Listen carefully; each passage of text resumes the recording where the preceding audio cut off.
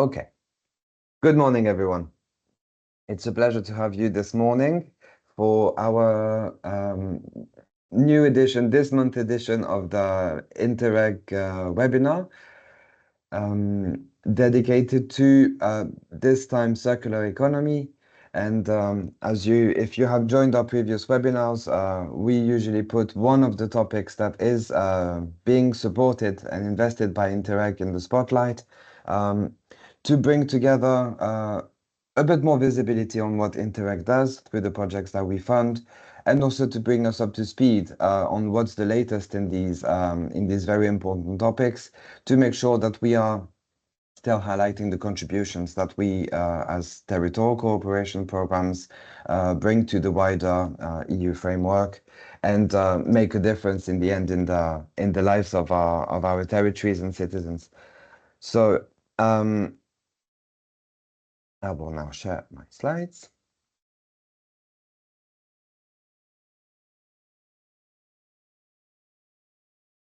I will give you just a brief introduction of where we are at the moment with the Interreg implementation, specifically focusing on circular economy, and give you a bit of an overview. But today, for the next 2 hours and a half, we will have a series of very interesting speeches from guests from either representing projects, but also experts in the field from European Commission and important key experts in that field, to really bring us into the light of what's important in this very crucial topic of how Europe is transitioning more and more towards a circular economy. You probably have seen that last week was EU Green Week here, held in Brussels, and the topic this year was circular economy, and it was really highlighted how this is critical for achieving this sustainable development as a whole, and be more mindful of the resources that we have, that they are not unlimited, and how we can really build a resilient future for all using these models. And over the past decade, the EU has been truly leading the way in terms of strong commitment in advancing circular economy models, shifting from linear models that are still predominant in our societies, but really advocating for action at national level, but also regional and local level. And this is truly when Interreg can step in, because, as we know, thanks to territorial cooperation, we are working together across borders to provide solutions to rethink how we produce, consume, discard, and really supporting this shift in the mindset as well. Yes, trying to answer questions of what happens when we stop treating waste as the end of the process, but start seeing it as the beginning of something new. This is probably the starting point from many in terms of when we think about circular economy. But today we will explore that it has many more different applications. Can you still see my screen? Because I think it's gone blank on my end. Sorry. Yes, we can see it, Nico. You Okay. move to the second slide. Okay, perfect. So as I said, yes, the topic of this year's edition of Green Week was unpacking the 3 C's, so clean, competitive, and circular. And there were a lot of interesting debates and important messages, all highlighting that we live on a planet within limits and with limited natural resources, and we need to use them more intelligently, and making circularity as an objective, a core principle that we all aiming towards to ensure a greener, more resilient and economic transition that benefits all. And that's really also important to highlight this social element, not to exclude anyone from this new ways of operating, and especially in regions and cities in particular that are under severe pressure to respond to the growing environmental challenges. And we mentioned waste management, but also in terms of infrastructure that are getting a bit outdated, or the increasing impact of climate change, as we know. So it's really about driving this resilience and competitiveness, which is not just about growth, but about how we grow. And I've put it here on the slide as well, for to important to really highlight that we are growing together. And this year we are celebrating the 35 years of since the start of the territorial cooperation programs, um, which began in 1990 actually. So it's really grown from this small community initiative at first to this full cohesion policy instrument with over 40 billions invested in more than 30,000 projects involving 135,000 partners. So really over the years, Interreg has built these bridges, um, literally and metaphorically, but really to become this cornerstone of European integration and uniting communities and territories across borders. So, the aim of this webinar, and maybe I should say a few words first, for those of you who don't know us, myself, Nicola, and my colleague Valeria, we work for the Interact program, one of the 86 Interreg programs that's whose role is to support all the managing authorities and secretariats of the Interreg programs, providing funds and delivering solutions on the ground. Our role is to really make this cooperation as simple as possible and coordinate the efforts to provide opportunities such as today to really highlight how Interreg is working on the ground. So this here is, you can't probably read it much, but we will share it. This was the poster that we had last week at Green Week, where we represented the whole Interreg community as a whole, with already showing some ongoing projects that have started in this current programming period. So as you see at the top here, we already have over 120 projects that are running that have started in the last few years, and with over 600 million already committed across the 37 programs that have picked the specific objective of circular economy that you can see here. 2.6 is the one dedicated to promoting the transition to a circular and resource efficient economy. So this is to give you an overview now of where we are in this at this stage of the 2000 the 21-27 programming period. As we know, that started a bit later than 21, of course, but we are these were figures that were shown at the midpoint, let's say, in March this year. So most probably these figures have already grown much more because we know that most programs are now in full swing of implementation, and or at least projects being started. So we see that with circular economy we already are half point, and many more will join in the coming years. So but this is really to highlight that also circular economy is one aspect that is tackled by this policy objective of greener Europe, focusing on the resilience and environmentally friendly solutions developed through circular economy. But this is not the only way that that Interreg is tackling circular economy. Right, Valeria, do you have any Yes, comment on that? Because you're working also on the topic of innovation, right? yes, and that's why you have both of us here today. So policy objective 1, which is a smarter Europe on innovation, together with policy objective 2, which is greener Europe. Whereas the thematic community that I coordinate, which is more on innovation and competitiveness, does not have a specific objective on circular economy, we were able to find a lot of examples, even of ongoing operations on this field. And in fact, you will see some examples this morning during the presentation. And we know by fact that circular economy is also present in the what we call the Interreg specific objective ISO 1 on governance, and also could be found throughout the other policy objectives, because it is a very horizontal topic. So the numbers that are easy for us to extrapolate from our systems are the ones correlated to specific objective 2.6 from Greener Europe, but it's actually much wider. It's a much wider community that we're, as Interreg, we're also trying to bring together and to showcase in different ways. Nico, back to you. Thank you.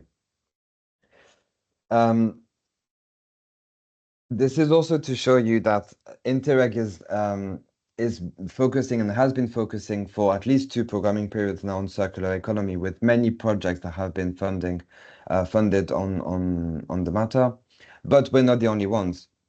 And of course, this was also something that was highlighted a lot in EU Green Week, and actually also showing that Interreg could really benefit from being more visible in the way that we fund projects, because in the way we fund solutions on this particular topic, because as we know, the Interreg and territorial cooperation really has this added value of engaging the territories and really having this focus on cooperation across borders.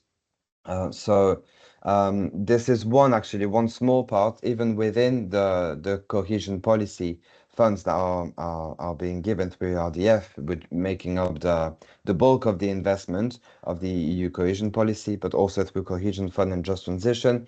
And also, as we know, in Horizon Europe, they have a lot of investment in very important projects. Especially, I think there's a call currently open through Horizon Europe, funding research innovation to develop such solutions for sustainable circular management and use of natural resources. And also in the LIFE program, also managed by CINEA, there's a circular economy and quality of life sub-program. So plenty of opportunities for more investment and funding to go further and spread the word. Back to cohesion policy and also to give you a quick overview of the types of investment that are related to circular economy and waste management. So this is a way to show what the cohesion policy and Interreg are aiming for. And we see that the vast majority of what programs have picked as a type of measurement, so a type of also measuring the investment that are being granted is around waste management, from the household sector, so from the domestic sector, and from the commercial sector as well, and industrial sector, with environmentally friendly production processes. So not just looking at the waste management, but also from the outset. And all these types of investment and measures are forming the overall spectrum of how Interreg is tackling the circular economy through the projects they fund. And finally, from my side, I also wanted to give you this quick sketch of how through Interreg we are contributing to the wider strategic framework and policy framework at EU level. And it's really important that we aim to connect the solutions that we fund on the ground with the wider perspective of how it's contributing to making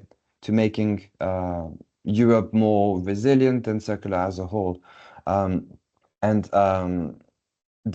circular economy action plan that was adopted in 2020 as one of the main building blocks of the European Green Deal is really the core document that really guides the actions that are being led at European level to really frame the action in all the different components that are making models more circular. So it's closely linked as well with the EU Waste Framework Directive, and also more and the industrial strategy, and also more specific or sector specific uh, legislation and regulation in terms of plastics or packaging, or more or textile or construction, and some more overarching ones, with obviously showing some link because it has a positive effect on fighting against pollution, and also from this really crucially acting at the design phase and the implementation of circular processes. So this eco-design for sustainable products regulation is also very important. But to tell you more about it and a lot more precisely, I would like to welcome our colleague Olga Pozlevich from the DG Grow unit, so the unit within European Commission that's looking after internal market, industry, entrepreneurship, and SMEs. And she's from the unit specifically looking after sustainable products, and she will give us an introduction to this EU regulatory framework, and more precisely the Circular Economy Action Plan, and this current perspectives and the upcoming activities.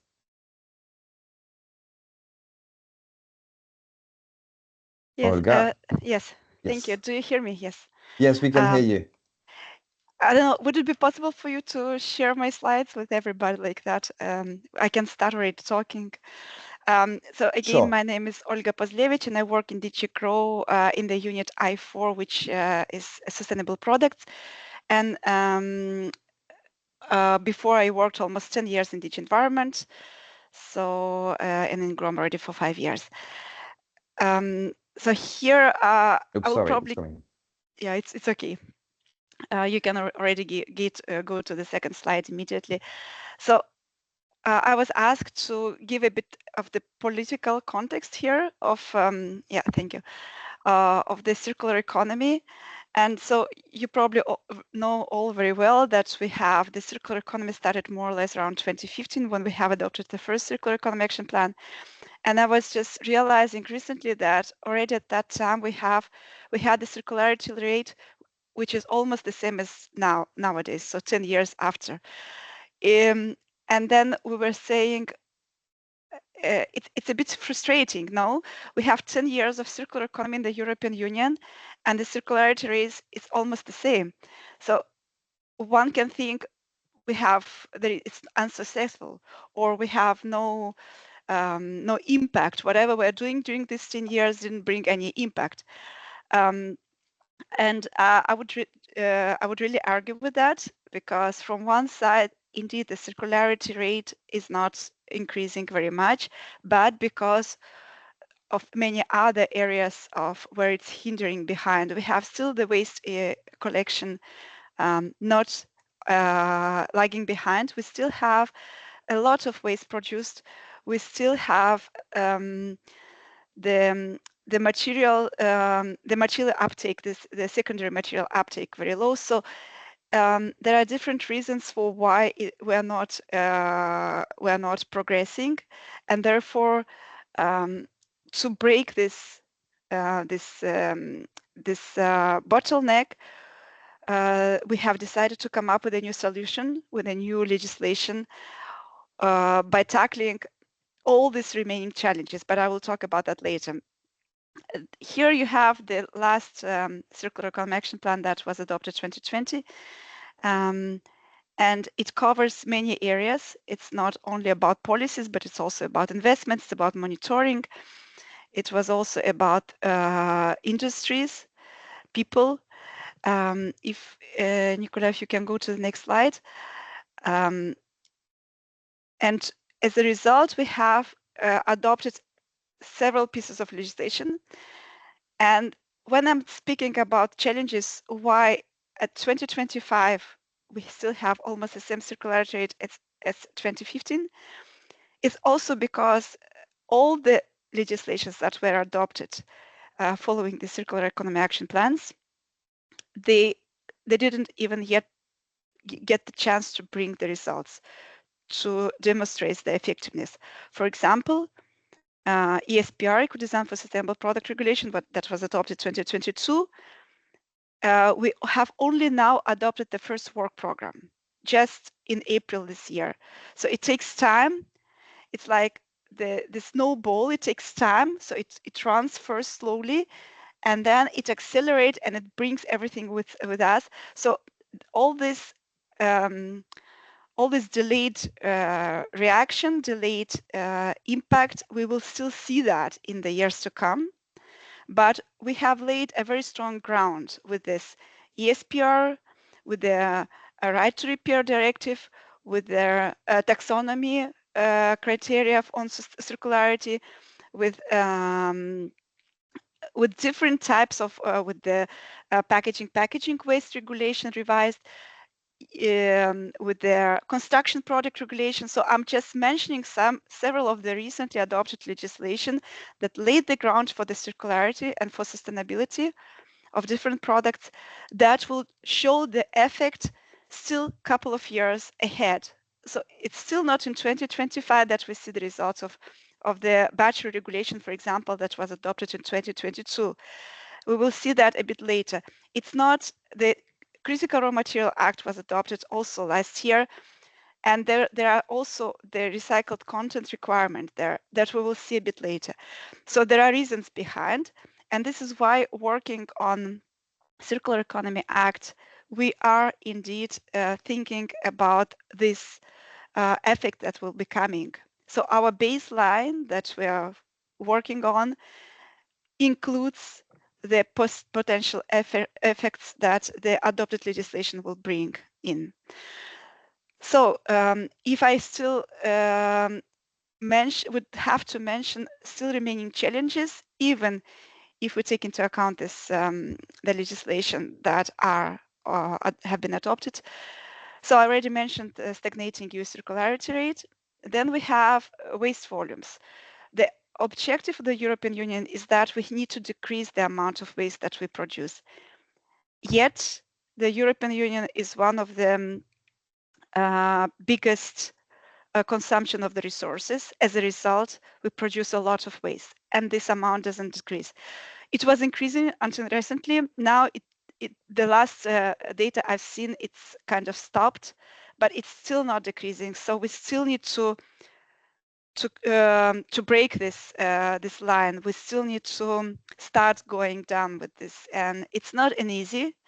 It's not an easy endeavor, because it involves not only the authority, but it involves every one of us. And the moment you need to change behavioral aspect, it's one of the one of the most long time taking aspect. Then we have, maybe, I don't know whether some of you have seen the early warning report on the implementation of the Waste Framework Directive. Then the results also, the signs were also not very bright. We have realized that many member states missing the target for this year on the preparing for use and recycling. We have still a separate collection is very heterogeneous among member states.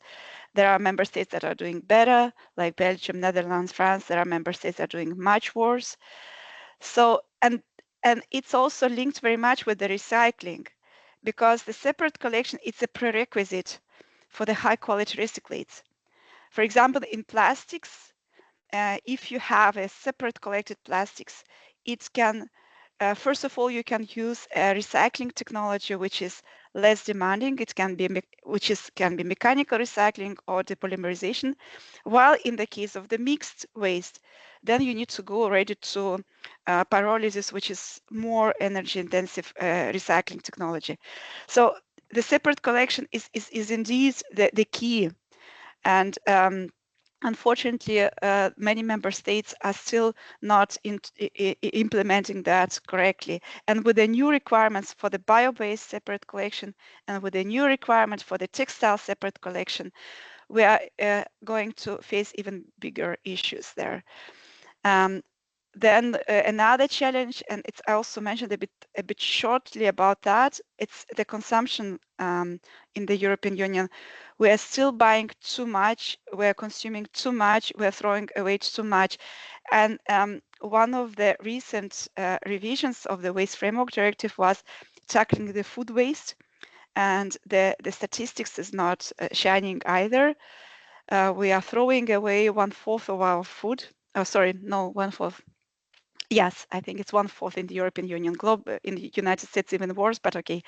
1/4 of our food we're throwing away, which means that we're putting all this pressure on our environment and climate, just again, not to consume, but just to throw it again, which is again the greenhouse gas emissions if it goes to landfill. And then we still do not tackle properly this pyramid of the wastes. So we are speaking a lot about recycling, but before recycling, there is reduce of the waste and the reuse or the repair of the products. And despite recent efforts, we still need to work more hardly on that area. And it doesn't help the fact that the use of EPR, so extended producer responsibility fees, are not dedicated to the reuse or repair, but more oftenly to the recycling, so separate collection and recycling, which is okay. But if the circular economy, and I think this is something that we always need to think about, it's not the recycling economy. It's economy where we are having the products for longer. So the longevity, the durability of products, it's not only their durability as such, but it's also the possibility to repair or to reuse them and to have a market for that and to have possibility and opportunities for citizens to do that easy and a quick way. Yeah, we can go to the next slide. I only have 4 slides, so don't worry, it's not going to be so long. Taking into consideration the challenges that I've mentioned, and trying to see which of them can be tackled by the recently adopted legislation. Some of them I've just already mentioned.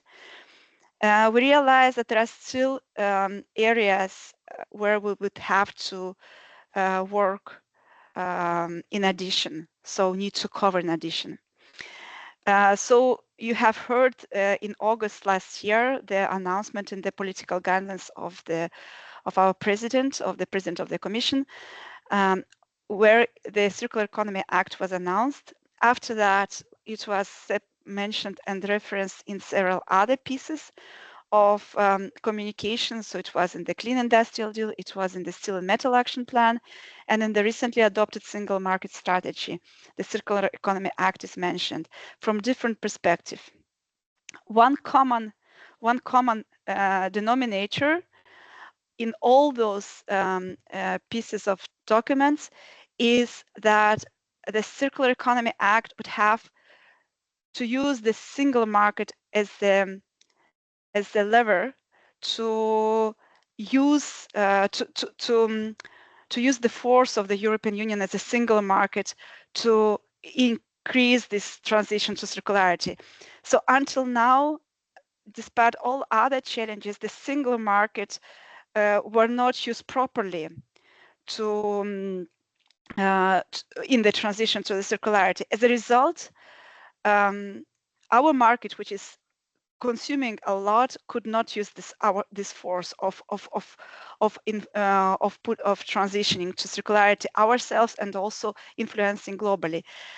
Therefore, the focus will be to reinforce the single market, mainly for the waste and byproducts and the secondary materials. So there are really a flow of those materials without burden in the European Union.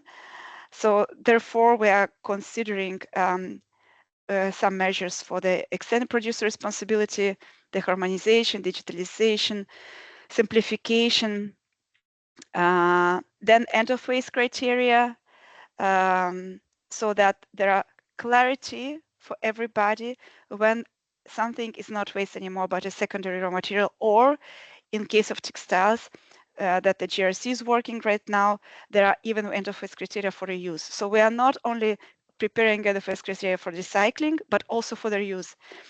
The byproducts is as well the definition of byproducts, because the idea is not only to cover the household waste, but also industrial waste. The industrial processes also have to be more circular.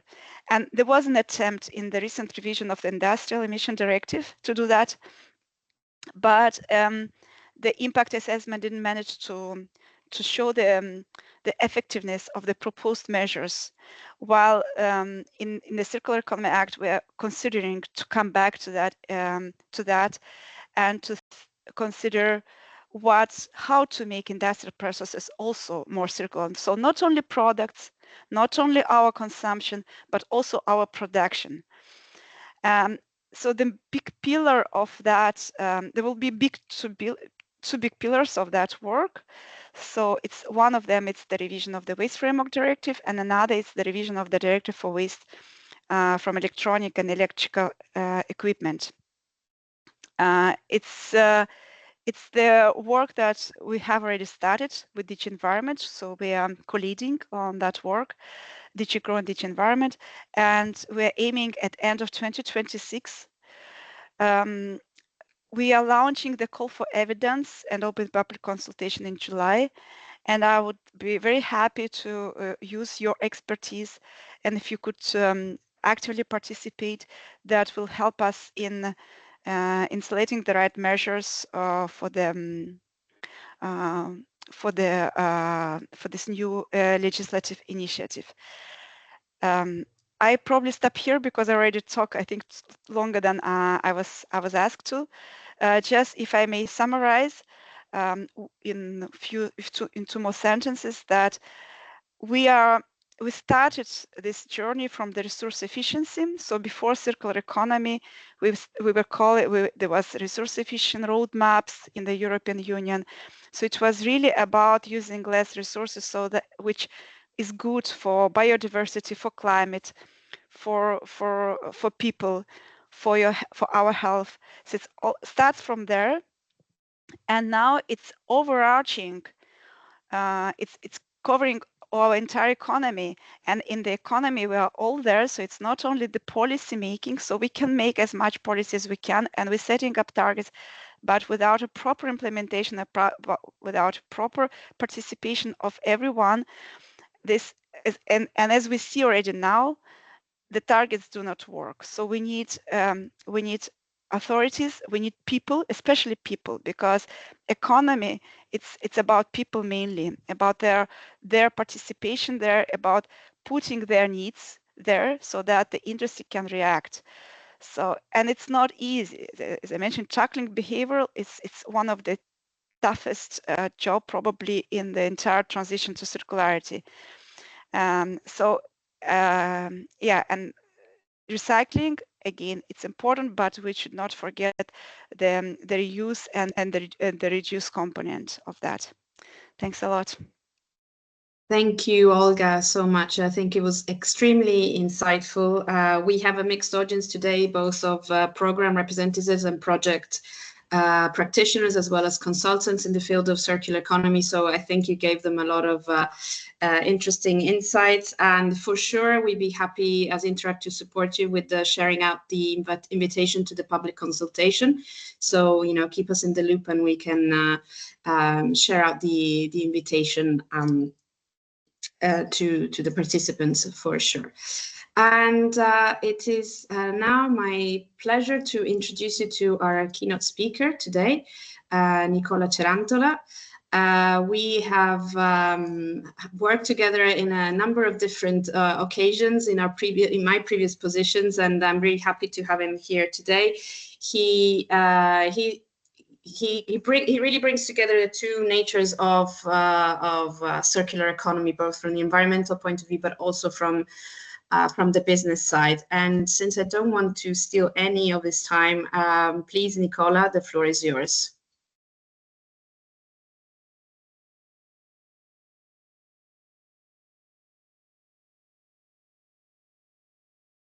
Thank you.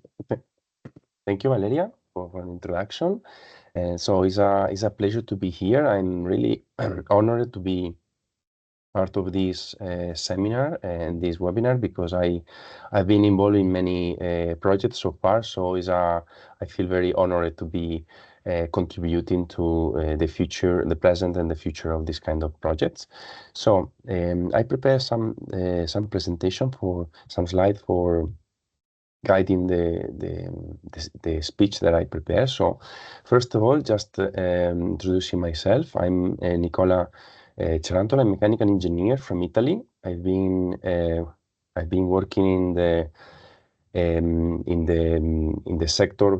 I mean, I'm from Italy, but I've been living and working in Spain in the last 20 years. And in the last 15 years, I've been working in the circular economy field. I remember when I made my first steps in this field, and it was related with eco-design. But what I was also understanding so far is that eco-design should be accompanied by a transition in the way we think about business and we produce and consume. So the idea was to moving from eco-design to the circular economy as we know now. About what I've been doing in these 15 years is mostly related with these 5 lines of action. I just introduce briefly what is my experience, just to give you a context from to be understanding what is my perspective. Okay, so I'm coming from the private sector, and my objective for this talk today is to bring this vision from the grassroots, from the business that have been supported, and also from the barriers or the challenges that we have been facing all this along. Just mentioning that I'm also especially glad to be here talking with Interreg projects, because in 2012 I started to develop the EcoCanvas methodology, and one of the most important support to this methodology was rightly an Interreg Med project called Embrace that I will be showing you briefly. So I'm eternally grateful about this opportunity, because I'm still using some of those learnings that we were doing at that time, more than 10 years ago, and I'm actually doing it with companies. So the impact of Interreg Med Embrace was not only the direct impact of the project, but also what happened next. And just to give you just a brief context about what is the rest of the experience that I've been working. Normally, I work in the methodological development and the co-creation of roadmaps, the ideation and assistance in the delineating project and for proposal, the technical consultancy and consulting, the design and implementation of trainers programs, and incubation acceleration of green and circular startups. And the topics normally are a circular economy and sustainable production, a design of circular business model, a reskilling and vocational training, youth and employment readiness, and international collaboration for development. So those are the topics that I normally work on. So just a brief carousel of projects, just to put you in the context. This is one of the latest one and one of my favorite, because it was called Community for Climate, and it was a project in which I was supporting 3 communities out of 50 communities around Europe. And it was for me very, I think, innovative, because it was a very supportive project for communities that were not business. So I think it made me think about the importance of supporting grassroots organizations that are still in the development of a structure, and it was interesting to see what is the relationship within the civil society and the business.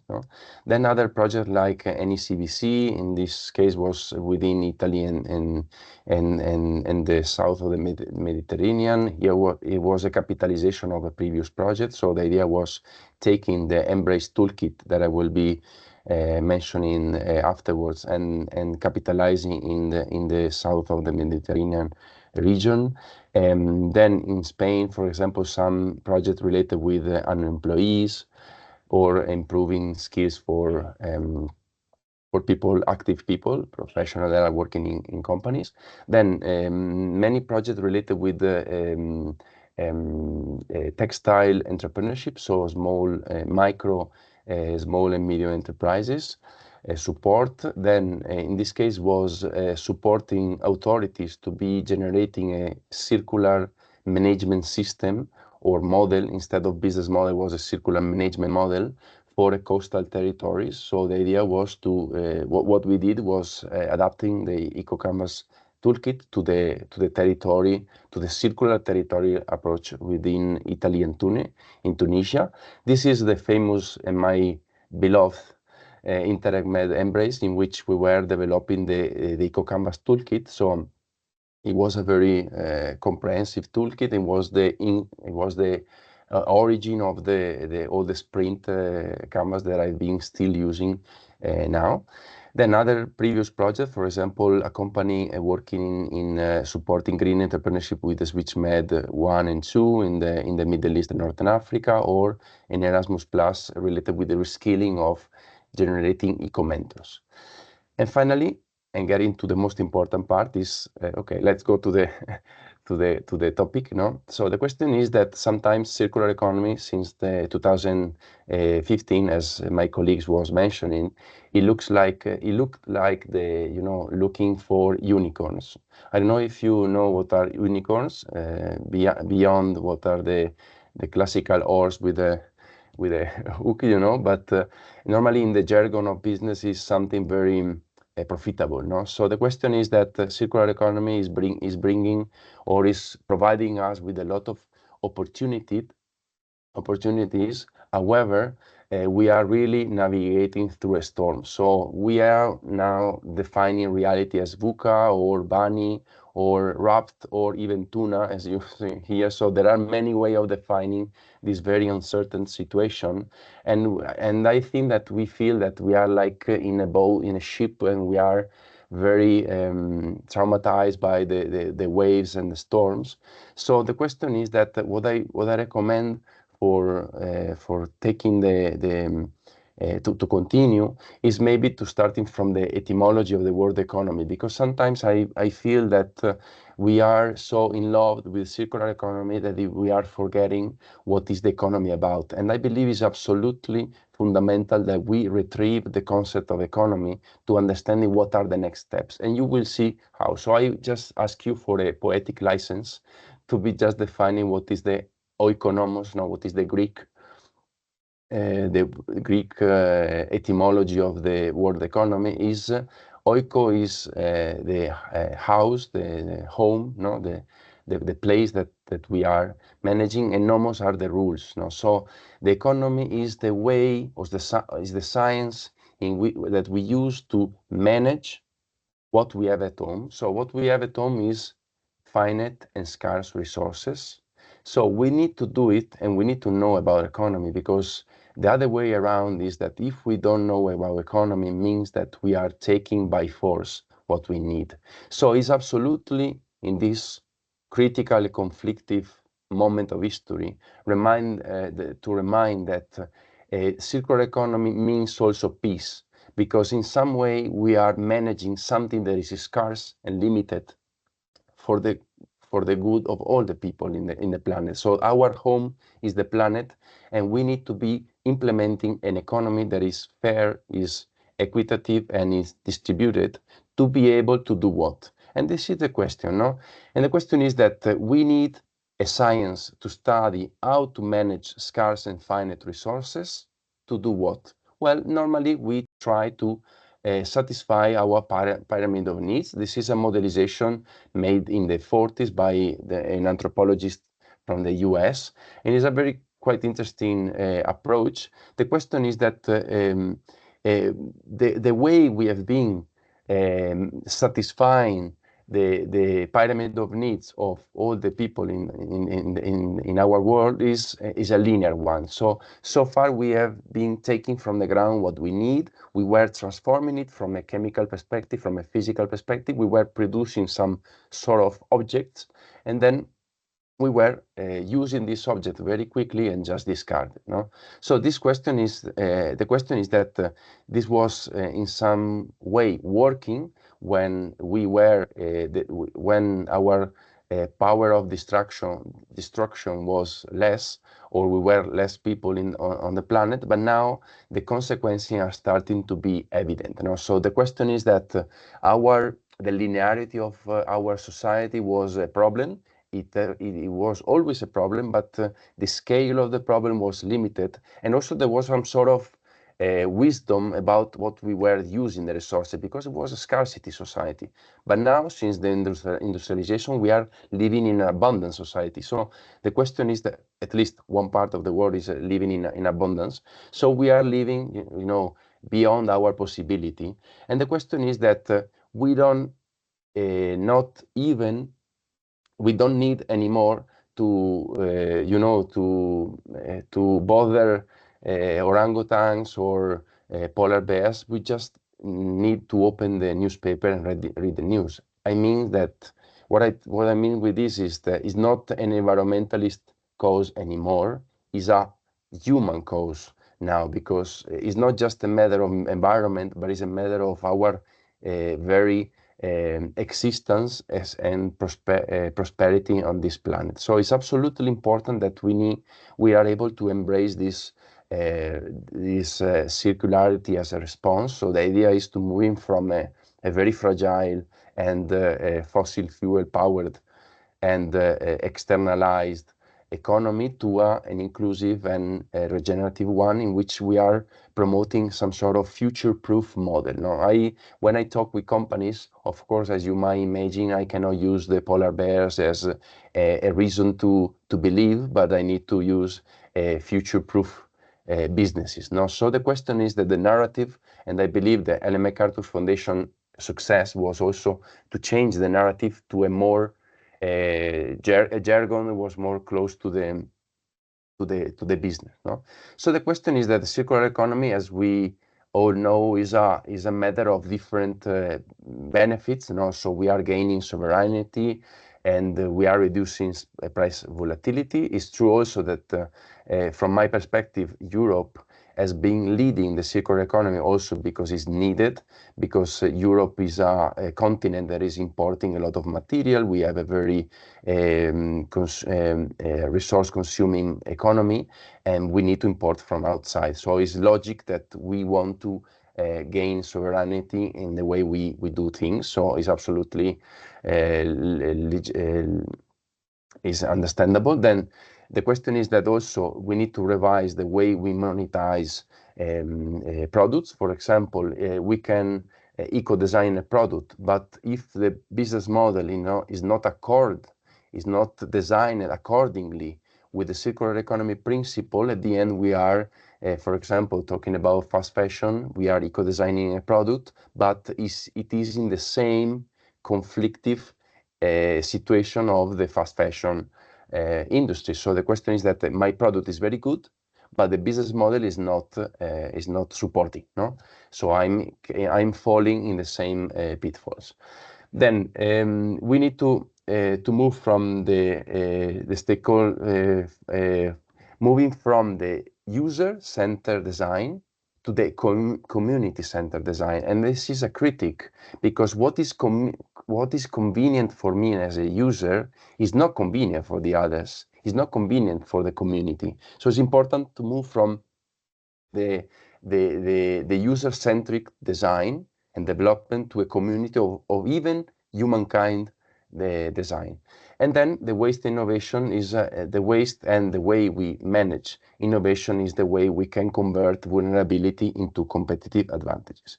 So the question is that, as you know, circular economy was not invented by our beloved European institution, but it was something that was coming from before, and it's something that has been here for forever. No, nature has been inspiring us in before the 2015, before the European package. But I mean, the question is that the nature has been inspiring our models, even if we have been not having the humbleness to look at the nature. No? So we are considering nature as a stock of materials instead of a teacher and a mentor. No? So circular economy, the first step to introduce circular economy is to understand that nature is not our warehouse where we are taking stuff, but is the very biological ecosystem that is supporting life, that is supporting our way of living. So this lection of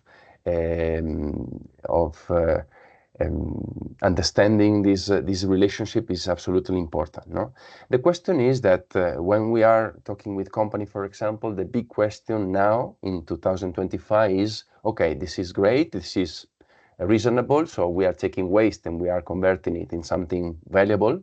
The question, the $1 million question is, okay, how?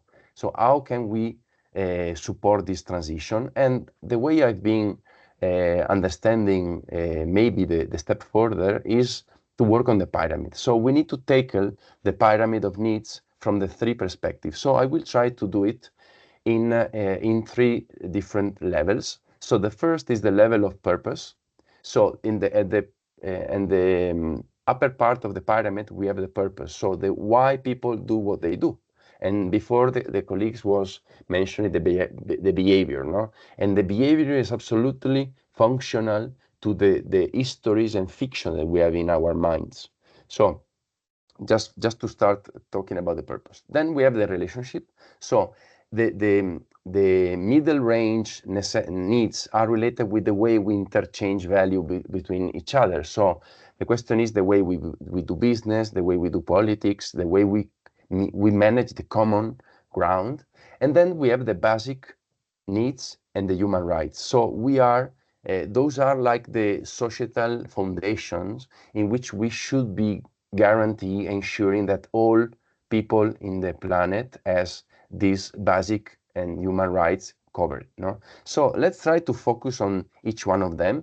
For each one of these points, I will highlighting what has been done so far, but this is just an open conversation because it's just food for thought in reality, because you are in this kind of project, so you can correct if I'm wrong. But the idea was, okay, how can I foster the conversation starting from what are the current projects and what could be the 2.0 concept or topics that we could be dealing in the Interreg project. So let's start with the bottom part. I will be just leaving the purpose by the end because I leave you with some intrigue about that.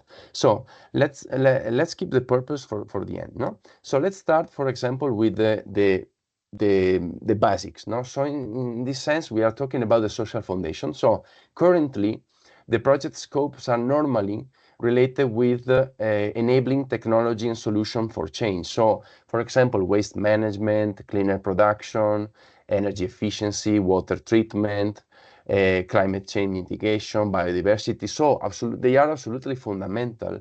But what could be the next step on these kind of things? Well, we can start recognizing that there are out there innovative things that are coming out. Some of these innovative things are not so innovative. So the AI-based technology-driven innovation, it might be an innovative, something that is, getting out from the human ingenuity now. But there are other things that have been here for millennia. No, so the question is, can we start to understanding our way of living in the society and living with each other, understanding that there is a traditional ecological knowledge? So there are a lot of wisdom in the ancient and traditional cultures. I'm not mentioning not only the indigenous of the Amazon forest, but also in our very Europe territories, we have a lot of wisdom. So maybe we need to retrieve this information, the way we build, the way we grow food, the way we transport itself, the way we interchange value. Then the circular economy from the product eco-design, as the colleague was mentioning, now with the new ESPR directive, we are tackling this issue. I think that we are still we are a bit late so far, because we need to accelerate this, because in the market we are still finding a lot of products that are not eco-design. So I think it's urgent to be escalating and accelerating this eco-design approach, because as I've been saying in the recent years, everyone wants to have the benefit of the circular economy, but no one wants to pay for the investment. And the investment is the eco-design. So we are doing a very poor circular economy because we don't invest in eco-design. Then regenerative economy, and this is important because we are connected with the landscape, and we are doing permaculture, bio-inspired design. We are using biomimicry. There is a science that is studying how nature is solving problems, how nature's technology can be applied and replicated in our society. And this is not science fiction, but it's something that is already there. So I believe, and I wish that many of these projects could be taking the biomimicry as inspiration beyond the nature-based solution. That is something that is already moving. No? And then landscaping design for household autosufficiency. So the idea is, how can I provide Europeans, people that want to live in nature like myself, to be self-efficient, to be generating their own energy, their own food, renovating and treating their own water. So I believe that if we are able to grant people, millions of people, to be more resilient, the transition will be easier. Okay. Also because very tough times are coming. So I think if we are able to invest in this part, it could be saving a lot of suffering for many people. Then the second level is related with the operational system. So it's the operating system of the society. So it's in the interaction with the complexity that we have right now, and is the possibility to enabling new relationships to be able to enable the change. So here we are already working on digital transformation, sustainable mobility, sustainable tourism, governance. So there are many things that we need to keep working on, but also I recommend, because I suggest from my humble position that sometimes we are underestimating the difficulty or the barriers that have the business to implement some methodology. You know? So the trend is that we are generating a lot of methodologies, but these methodologies are normally not easy to adopt or not easy to viralize in some way or replicate. No? So my suggestion is that because I see this need in the business sector, in the small and medium enterprises, but also in the big companies. For example, they don't have very much skills in business design.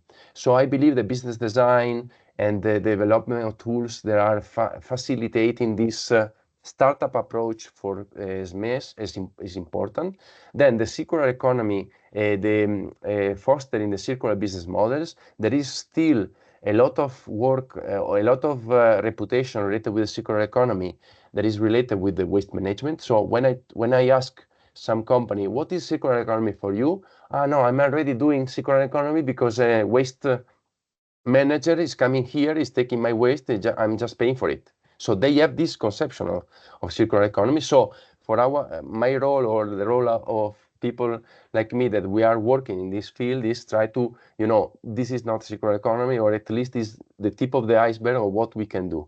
Then industrial sovereignty and proximity economy. There is not circular economy if there is no proximity, if we are not able to produce things that we need. So with this, I would say, geopolitical situation, I think this is obvious, what I'm telling you here. Then network facilitation for transition. For example, the role of facilitator of ecosystem is a really interesting, because it's a person that is facilitating the connection between companies, the connection between public and private. So I believe this is a role that could be fostered in this kind of projects.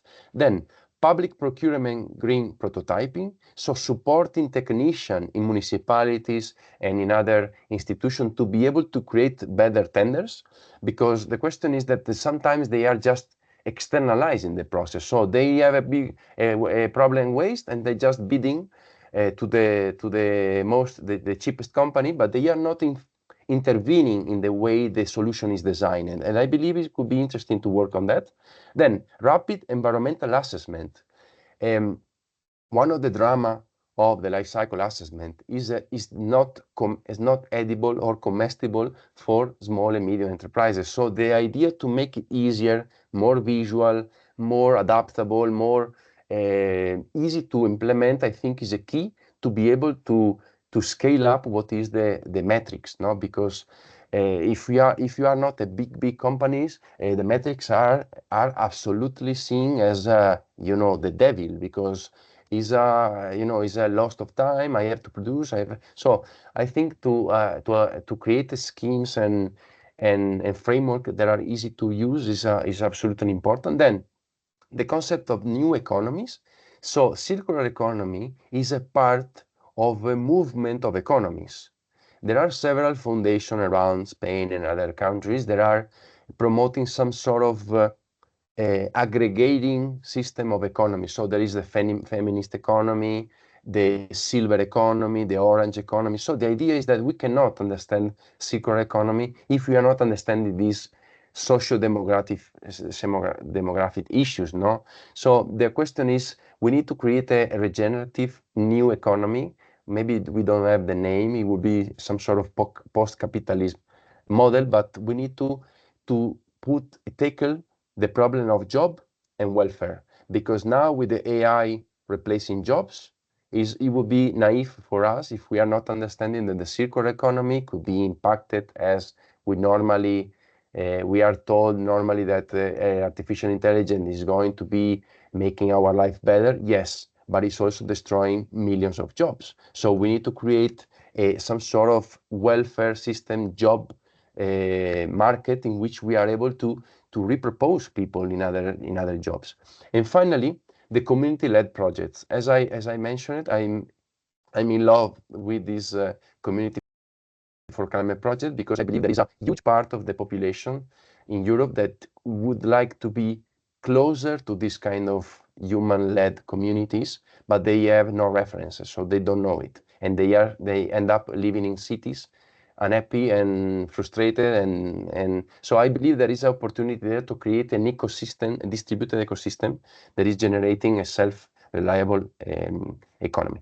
And just going to almost the end, I just promised that we were I let you wait for the purpose. So you were waiting for that. So the question is that the purpose is for me one of my I would say personal challenges in these 15 years of circular economy, is that we are normally not finding the courage to put the finger on the plague, on the problem.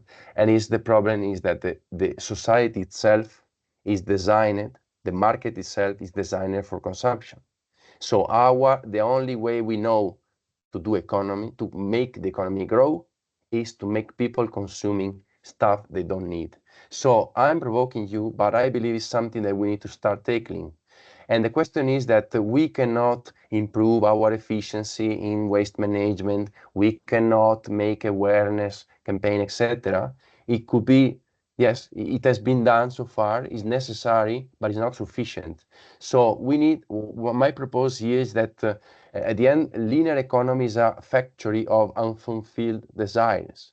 So the question is that if we are not changing the narrative of success in life, we are struggling with that. So when we are talking about behavior, as we were mentioning before, we need to enabling new ways of fulfilling our wishes.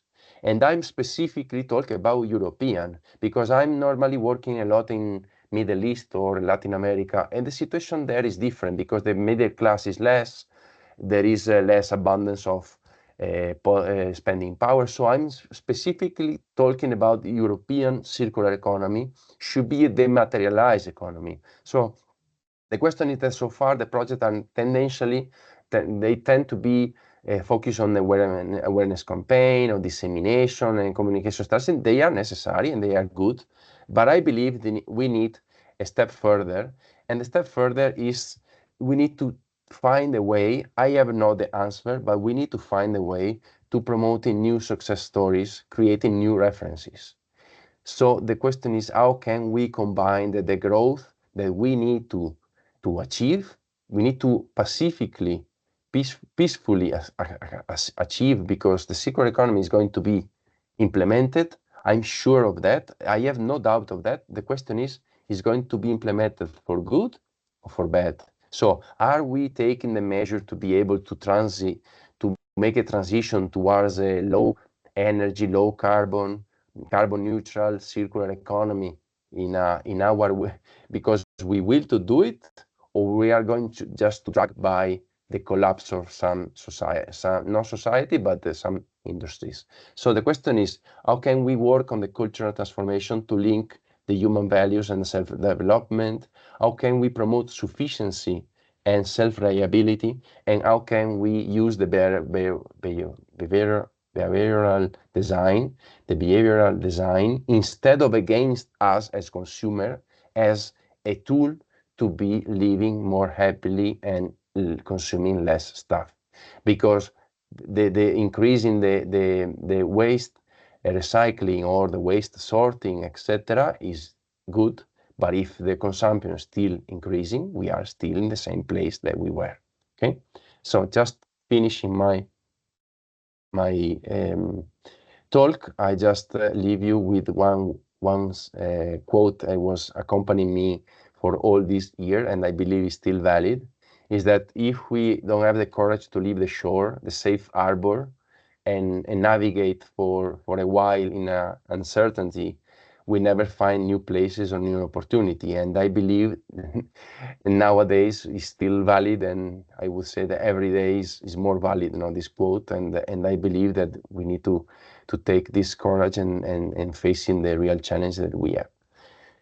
Saying so, just let the floor to Valeria and Nicolas if there are some comments or questions and following the event. Thank you so much. Thank you, Nicola. I think this was truly inspiring, and it did what the brief asked you. You did what the brief asked you to do, taking stock, looking forward, and trying to inspire the audience on how we can reframe circular economy and the challenges that truly lay ahead, which is also very well connected to what Olga was telling us just before. So because we're running slightly late, what I will do is there is a question and answers section in the Teams. So if there are questions for our speakers, you can write them there or in the chat so that we can maybe pick them up a bit later, because I'm sure there are plenty of questions for you and also for Olga. But just to give you some time to maybe catch your breath and drink a sip of water. And in terms of reframing the narrative and changing the point of view, I think some of our examples today can also help us do this. Nico, I give the floor to you for the introduction of the first speaker. Thank you, and thank you once again to Olga and to Nicola for giving us this brilliant introduction and really inspiring words to really connect what is important and when we're trying to embrace circularity in the way we operate as societies, and now linking it with the current developments that are happening in all corners of Europe thanks to Interreg programs and very passionate professionals taking charge of developing these solutions in their own context. So we will have 3 different presentations, 2 from different projects and 1 from Interreg program, to introduce what is specific and relevant in their context and how they are developing circular solutions. So I would first like to welcome Mari Vinikainen from the University of Lapland, who will tell us more about the very precious practices and knowledge that are developed by the Sami community, and how this knowledge is used in the green transition and embracing circularity in these territories.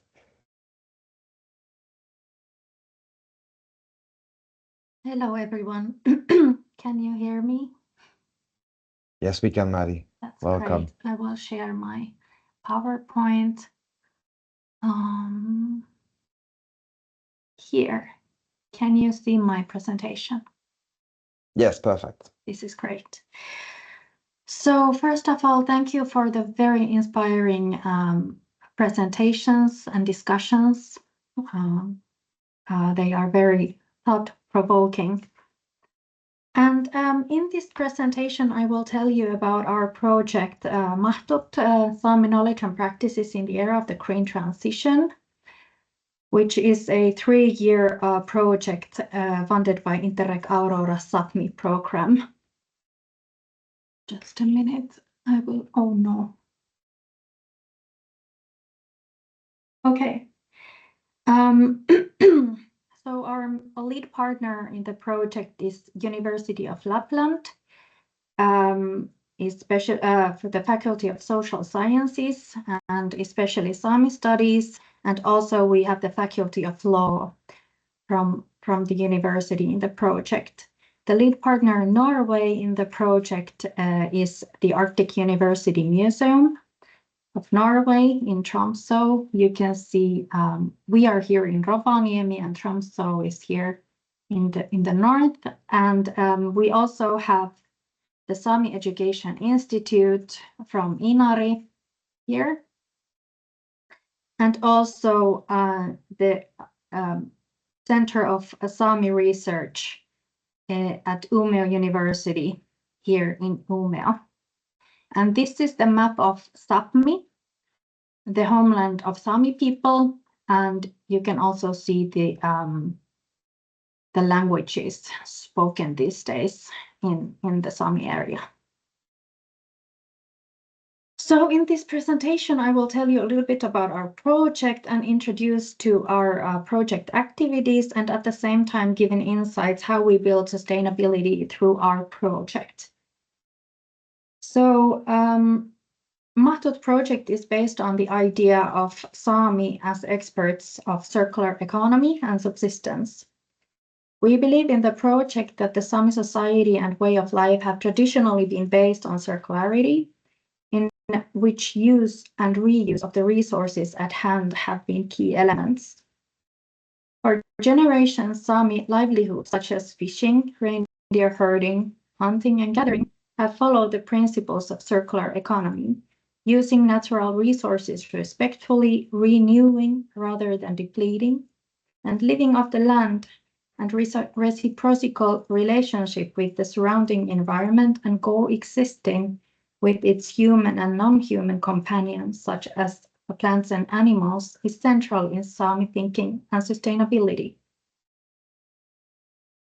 For example, traditionally, every part of the reindeer have been used for food, clothing, and for materials for Sami handicrafts, tuochi, and for other purposes as well. No waste have been produced, or the production of waste have been minimal. The sustainable ways of living and use of the natural resources have guaranteed the ways of living for future generations and supported the reciprocal sustainable living in balance with the environment, acknowledging that we must take care of the land as the land nurtures and takes care of us. However, political programs to tackle down, for example, climate change, do not necessarily recognize the Sami people's own practices based on sustainability and traditional knowledge, but see the Sami region as resource that the dominant societies can utilize to achieve their own sustainability goals. Also, the EU regulations and national laws and borders affect to the possibilities for the Sami to pursue the traditional and sustainable practices. And this is why Mahdut project exists. In the project, we support promote and preserve traditional Sami subsistence skills, knowledge, and practices among Sami communities in different parts of Sapmi.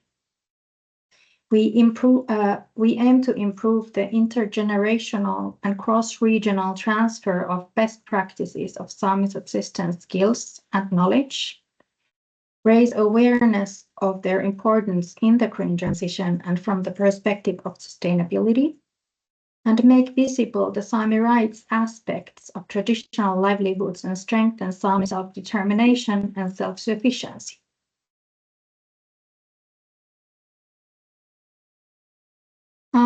To support the goals of the project, we organize training modules and workshops, very practical ones, in cross-border collaboration in Finland, Sweden, and Norway to strengthen these food security and subsistence practices. I will tell you soon more about these practical workshops and show pictures from our project activities, what we do in practice with the Sami communities.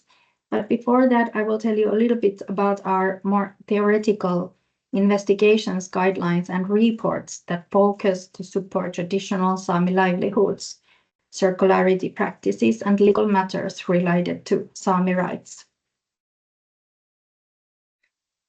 So, important goal of the project is to raise awareness of the importance and relevance of traditional Sami subsistence practices in policy making, in other words, among policy makers and authorities in different level, municipal, regional, and state level. In the project, we aim to create policy recommendations and guidelines to help pointing and dismantling controversial regulations, preventing or complicating practicing and developing traditional Sami livelihoods and circular traditions and Sami food systems. There is an urgent need to raise awareness about particular features, for example, Sami reindeer herding, which is a very important and traditional Sami livelihood, and also circular economy practice, as well as about the rights of the Sami to practice these traditional livelihoods in general. To reach this goal, we closely work with different Sami stakeholders, organization communities, institutions, experts of different fields, and Sami livelihoods practitioners and knowledge holders. For example, we started a collaboration with the Sami Valgasat recently, the Union of Sami Reindeer Herding Cooperatives, to produce the ethical guidelines for better consideration of Sami reindeer husbandry in the administration. This work is supported by Environmental Ministry in Finland, and these can be used by authorities and governmental bodies to enhance better negotiation and collaboration practices with the Sami reindeer herders in Finland. We also produce information about special features of Sami reindeer husbandry, Sami rights, and Sami legal concepts in the guidelines.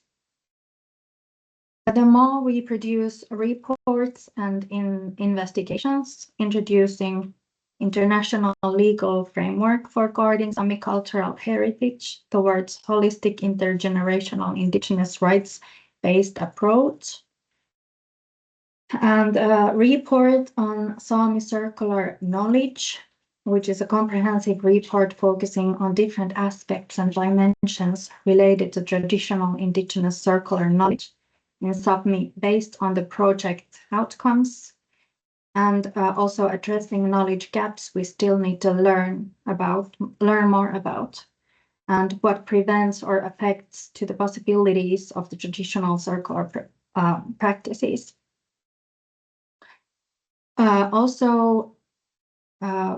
We produce knowledge about militarization and other industry projects in Sapmi. For example, an essential example by Lotta Viikari, the professor of international law working in the project, is the Esrange, a space center in northern Sweden that is established on Sami ancestral land. And the activities of the space center currently only multiply, but so does the suffering of the local indigenous peoples as well as their reindeers. Even the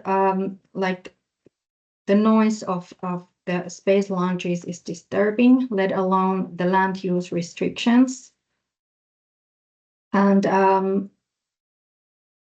the planned new landing platforms only increases these restrictions, making reindeer herding occasionally even impossible. Legally, the Sami people have exclusive indigenous rights for reindeer herding in Sweden, but the Space Center and also other land use practices such as mining, windmill parks, etc., in the Sami land increasingly undermines these rights. And also the rights of the animals are important and developing issue that should be acknowledged in these.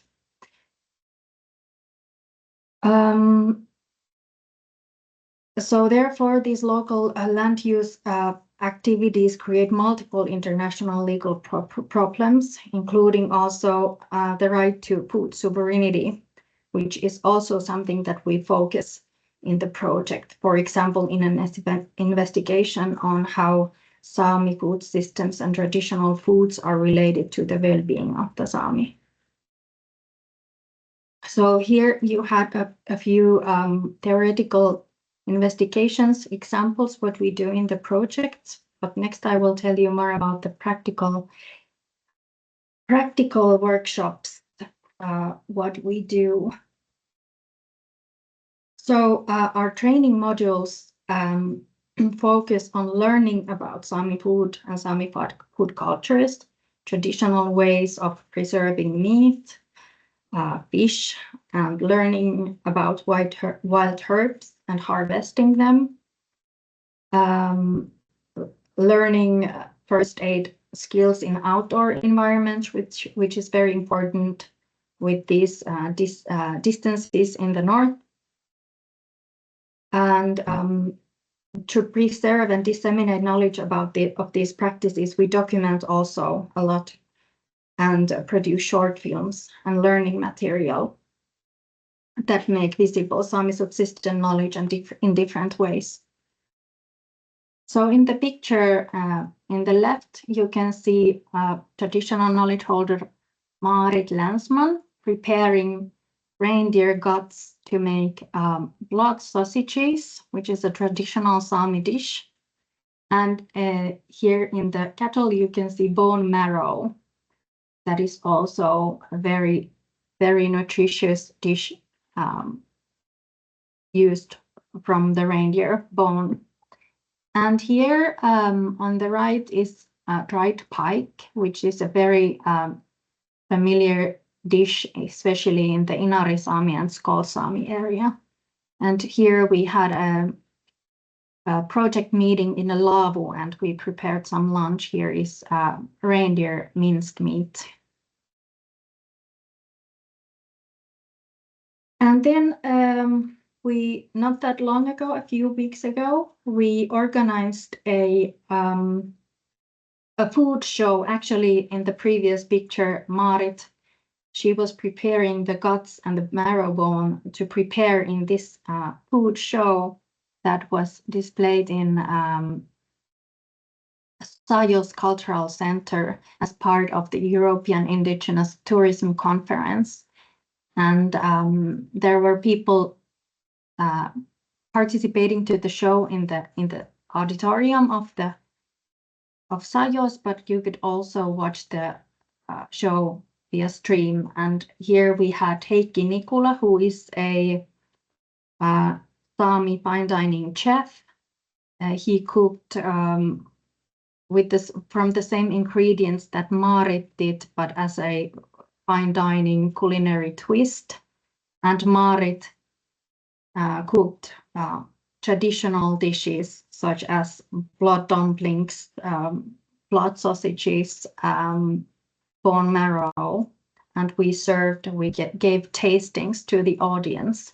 And we also discussed about the Sami food culture and what is affecting to this during the show. We will also, you can watch the stream later from our website, but it is not published yet. And here is also something that we are doing in the project with our Norwegian partner. So we produce knowledge about the Sami food systems and methods for food preparation and preservation, such as drying and salting fish and meat, especially lamb. And we will also discuss traditional food systems in relation to contemporary ways of preparing and preserving local Sami raw materials. And for this, we also started a collaboration with a local school and the Center of Northern Peoples in the Northern Norway. And we organized in collaboration with the local school a class for the students, 8th grade students, to learn how to make a traditional dish, kuopparmaalis, which is a cod roe soup. And the purpose is to engage youth to learn these traditional skills and knowledge and how to prepare these local foods.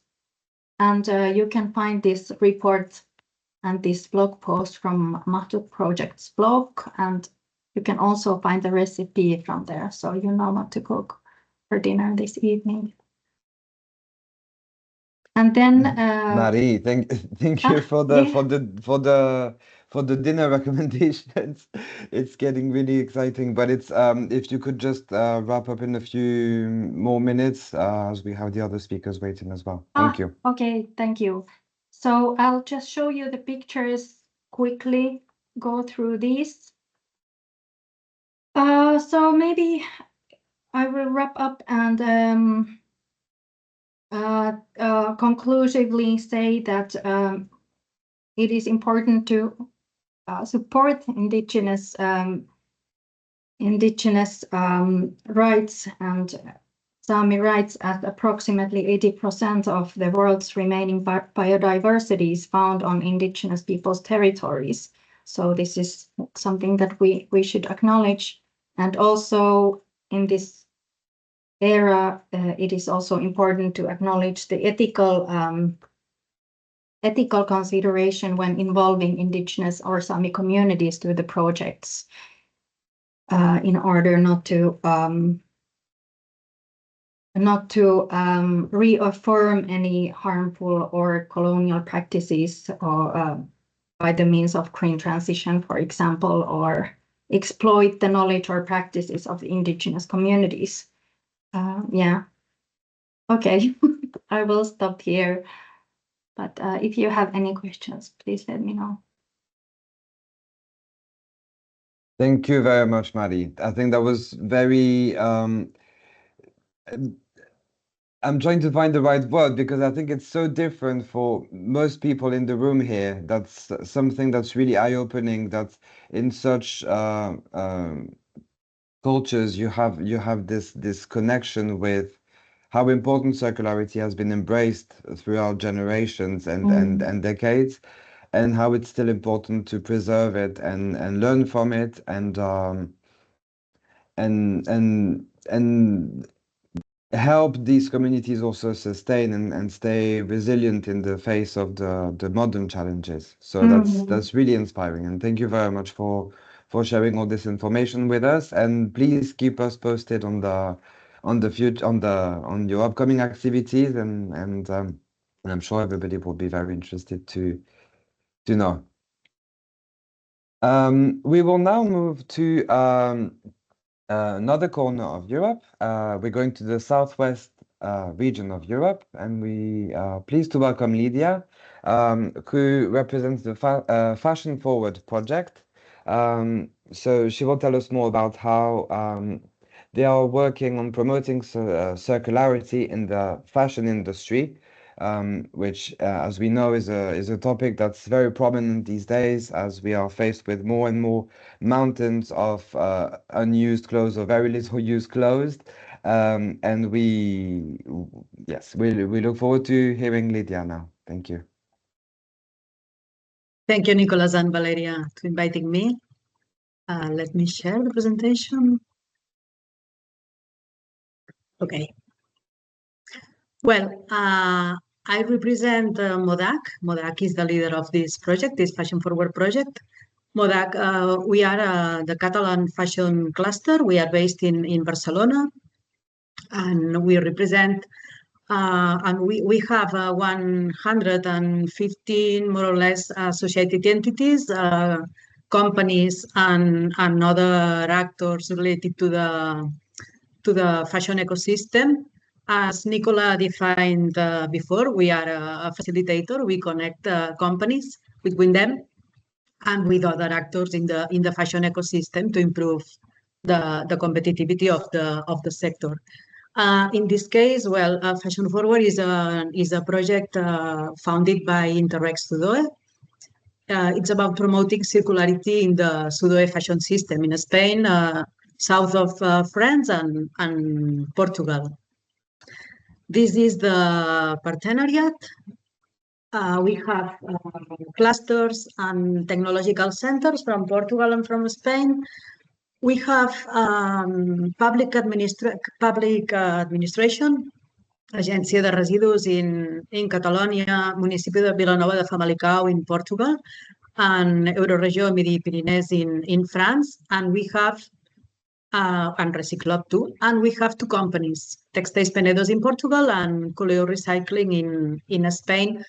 And we have two, Fundació de Xalles in Spain, in Balears Island, in Mallorca. Fundació de Xalles, it's an NGO, an entity that collect waste, textile waste. We started this project in January 2024, and we will finish next June, next year. Well, this is a video, a short video in Spanish, but it's subtitulated in English, in Spanish, because the languages, the official languages in Interreg Sudoe are only Spanish, French, and Portuguese. And this video, I think it's very clear about why it's necessary to have projects like Fashion Forward and others.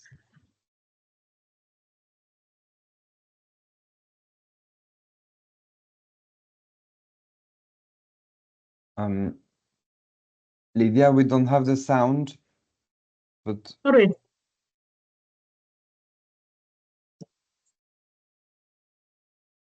We try okay. to, yeah. Try sharing again with including the sound when you share the. Yes. No problem. I thought it was automatic, but it seems no. No. Okay, now.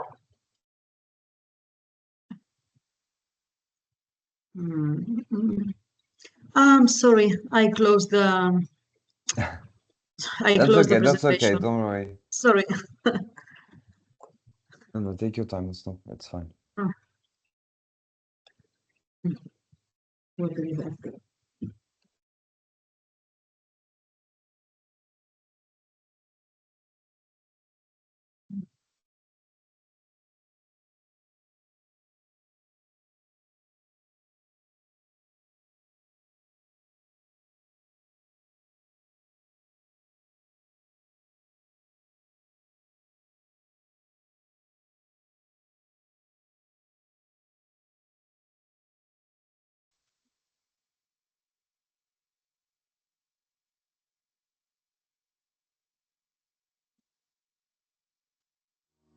La moda rápida ha transformado el consumo textil en todo el mundo.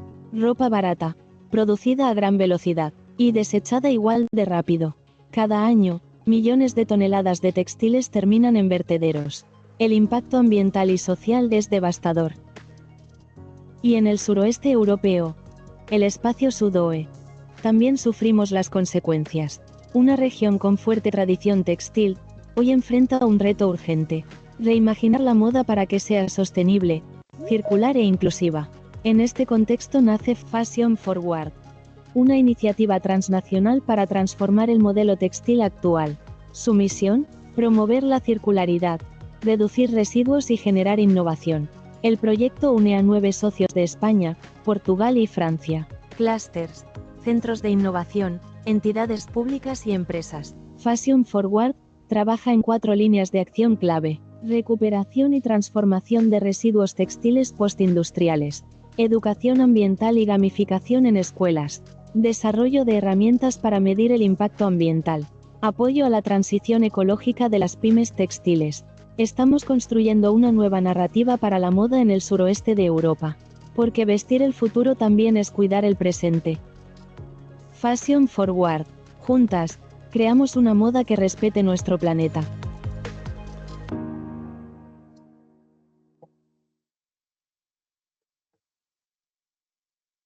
Okay.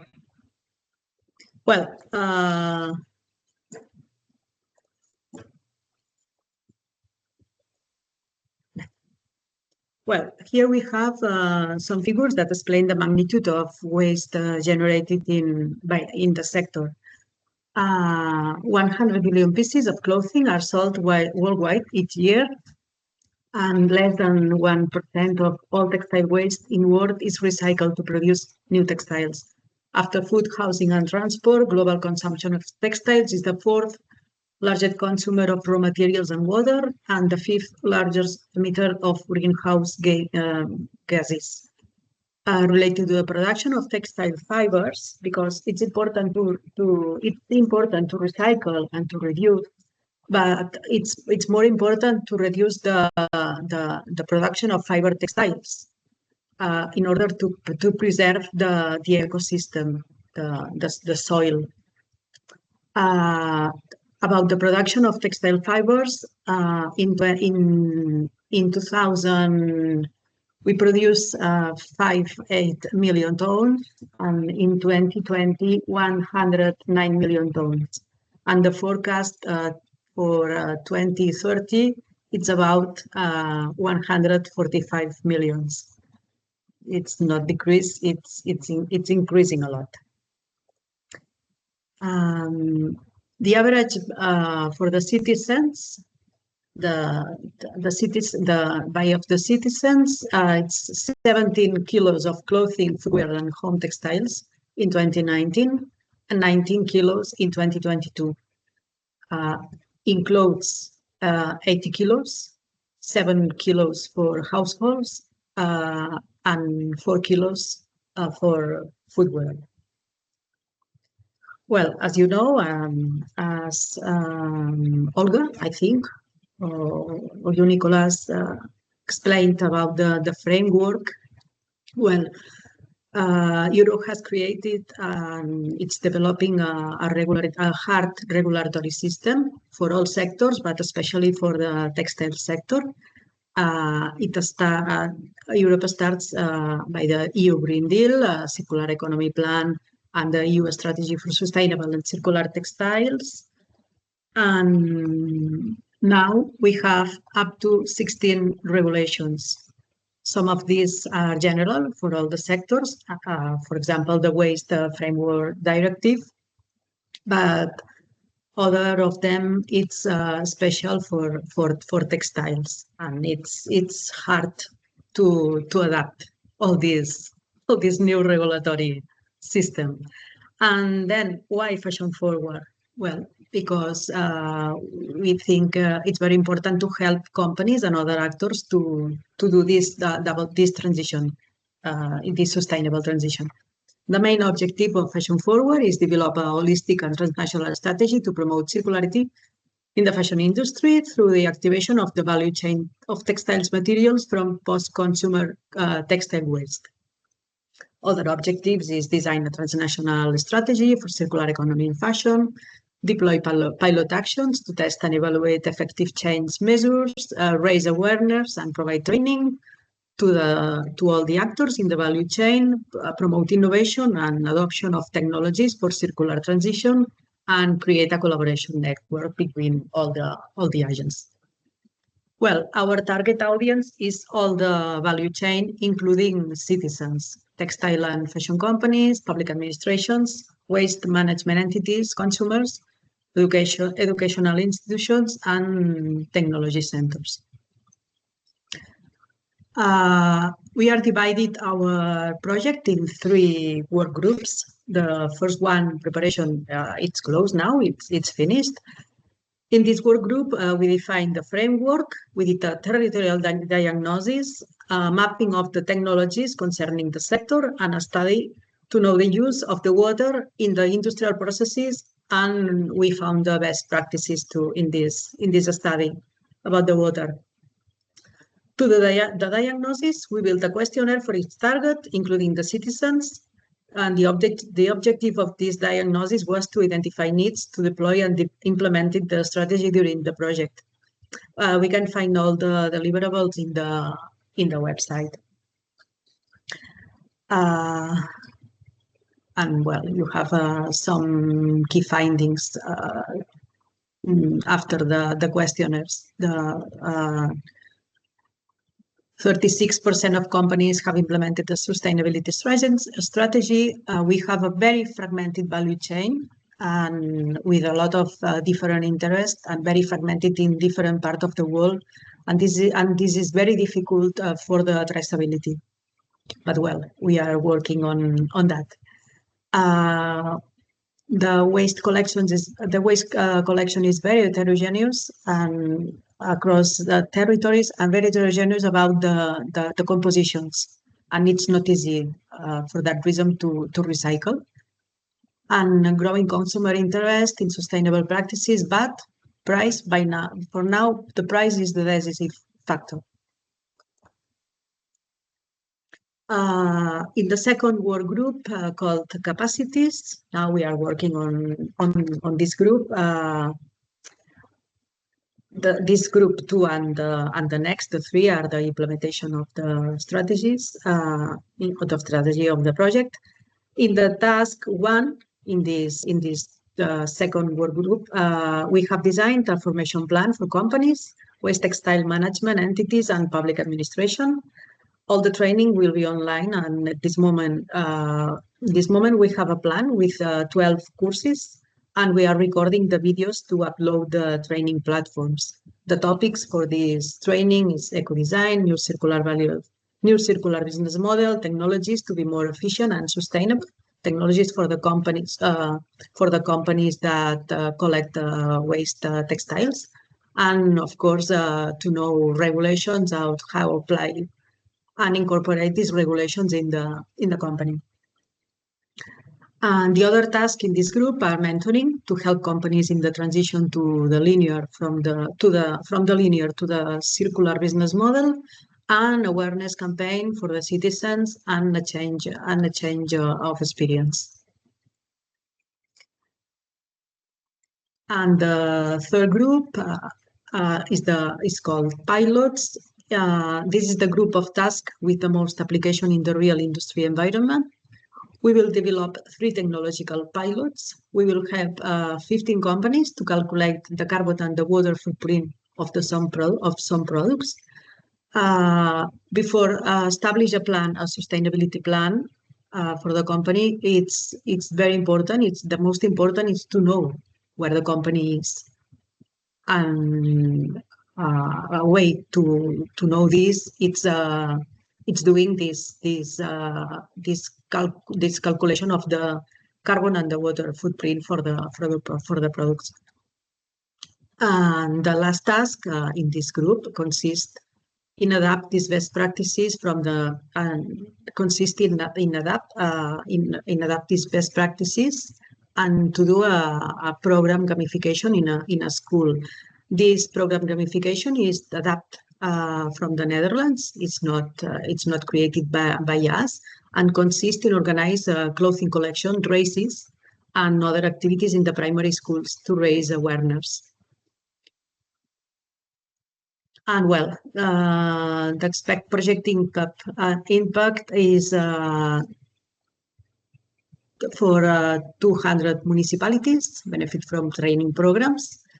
125 companies that receive a specialized training, 20 companies in the mentoring program, 15 companies in calculation water footprint and carbon and water footprint, 18 schools participating in the gamification program.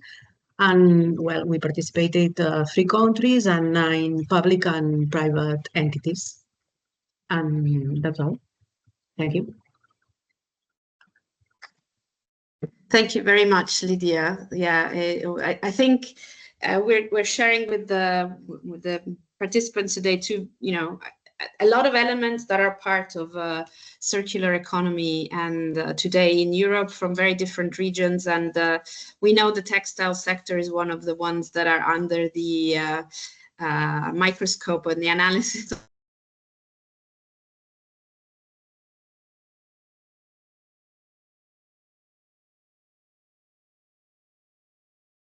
Okay.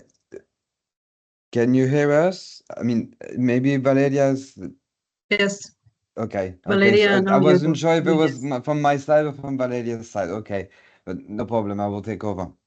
So yes, thank you very much, Lydia. And indeed, this topic is very important and will be followed even more crucially as we move forward. And that at the European level, there are some real steps that are being taken to stop this kind of industry that is completely careless about the environment and the impact it has. So having circular models to try and mitigate this impact as well is really useful. And thank you for presenting it and for the great work. And I would like now to welcome our colleague David from Interreg Northwest Europe. We wanted to also give the floor to representative from an Interreg program secretariat who can tell us a bit more about why, in your context, David, in Northwest Europe, you have chosen circular economy as one of the key priorities for your program, and what you would consider for this current programming period, and in the next one, what would be the most important aspects to focus on. Thank you. Okay, thank you very much, Nicola, and also for the invitation to speak in front of so many people from all over Europe. I have the difficult task to entertain you a little bit before lunch break, depending on where you are in Europe at this very moment, but I'll promise to keep it short, more like have a light testimonial rather than a very detailed presentation. And that way, maybe there will be sufficient time also for questions and answers on the whole webinar. I think that would be really very nice, I think. So my name has already been said. The program I represent too. So what I will tell you today falls apart in four pieces. Something about the general framework, how the topic is framed in our program, the type of activities we support, but I will go quickly over that. I think we don't have to dwell too long on that. More importantly, maybe like what are the trending topics for the moment in terms of what that we see coming back from projects. And I'm happy to hear that from the very beginning, a lot of things were mentioned that seem also to be present in our project. So it's a good reality check. And it will also give some concluding thoughts on how, what from evaluation results to be like having been successful in the past, and what are maybe thoughts also for the future if we have circular economy in our programs again. So, but to start just with a little bit of framing, I must say that since Interreg 3, the topic has been around in our program. So if you picture Northwest Europe, it's maybe not a surprise. It's an area with a lot of human activities, industrial, whatever kind of human activities you can imagine, very heavy footprint. So since ever, I mean, since the program started, it has been around as a topic. What has slightly changed, and that's what I want to highlight for this topic, is that over time we've evolved from a program that was more like doing these technological innovations, trying to deal with circular things or with waste or whatever. It was also quite enterprise driven, like look and see what we can change in the behavior of enterprises. And this has gradually shifted actually to promote that all types of organizations, also public ones, not profit, citizens, not to mention them, should adopt circular behavior. That's one big shift, I would say. And next to that, we're less on this technology thing, trying to pilot or demonstrate very experimental stuff. No, we want to start from things that exist already, because there's a lot out there, and then put the emphasis on the uptake of what exists already. So that's in a nutshell how the program approaches this circular economy thing. So it's something for all. It's not just something for enterprises. And indeed, we have like a separate priority in our program, which takes up 20% of our programming budget. But again, if you work via other of our priorities like innovation or inclusive society or just climate, you can also contribute to circular aspects. We've heard that before. Starting points for our program, and I then go back to the very beginning of this webinar with a colleague from the European Commission. I think the materials efficiency, that concept defines it all, I think. So it's about the materials efficiency, use the existing resources more efficiently also, and then try to measure that in terms of how efficient are we in using materials. Something that I also want to highlight for this period is the aspect of just transition, in the sense that we really also want to produce results that are affordable solutions for all. So again, it comes in the citizen aspect, also even for companies, but in general, whatever we do, this should be affordable, should be feasible also for people to uptake, to implement, and also having a special eye or look at regions that are maybe not performing that well on that level, and trying to connect them also with better performing regions, trying also to identify employment opportunities that are linked to the circular economy thing.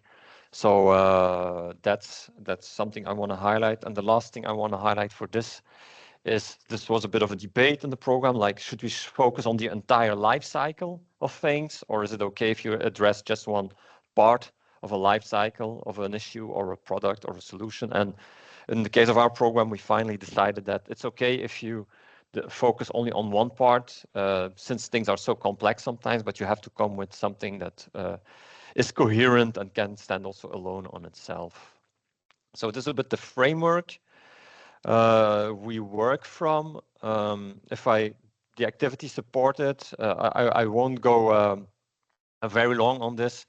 Basically, you can do action plans or strategies, which are more like reflective documents, and then having maybe an action plan in there with steps for action.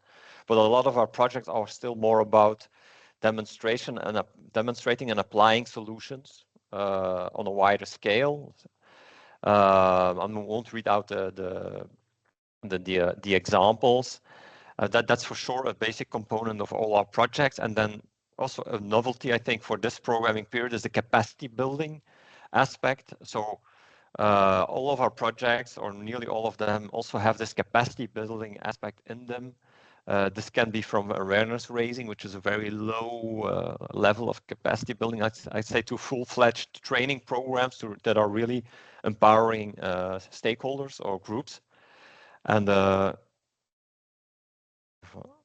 something goes wrong there. And just to mention that this capacity building is important, since our overall program indicator also relates to, in the end, like how many organizations have we helped to build their capacity. I think something went wrong with the slide, but it's not such a big problem. If we look to the current projects, I think we have in Interreg 6, we have now 70 projects approved. More are coming at the end of this year, but around 15 of these out of the 17, 15 can really be easily labeled being circular economy related. We have some trending topics I want to present you.